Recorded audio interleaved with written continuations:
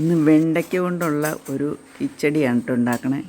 അതിന് വേണ്ടി തേങ്ങയും പച്ചമുളകും പച്ചക്കടുകും തൈരും ചേർത്ത് അരച്ച് വയ്ക്കുക.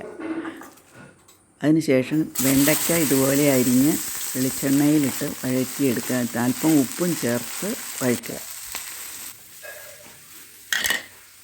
അരച്ച് കൊണ്ടുവന്നിട്ടുണ്ട് കേട്ടോ. വെണ്ടയ്ക്ക അതേ മൂത്ത് തുടങ്ങി.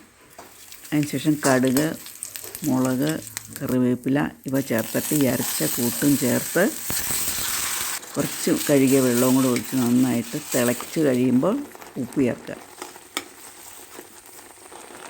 അതിനുശേഷം ഒരു അര കപ്പ് പുളി കുറഞ്ഞ തൈര് ഒഴിക്കുക. എന്നിട്ട് ഈ വെണ്ടയ്ക്ക വറുത്തത് അതിൻ്റെ മുകളിലേക്ക് ഇടുക. ഇനി തിളയ്ക്കണ്ട കേട്ടോ, തൈര് ഒഴിച്ചാൽ പിന്നെ തിളയ്ക്കരുത്. അങ്ങനെ വെണ്ടയ്ക്ക കിച്ചടി റെഡി ആയിട്ടുണ്ട്. കേടും വരില്ല, വീട്ടിലിരുന്നോളും. വീഡിയോ കാണുന്ന എല്ലാവർക്കും നന്ദി, നമസ്കാരം. ടേസ്റ്റിയാണ് കേട്ടോ.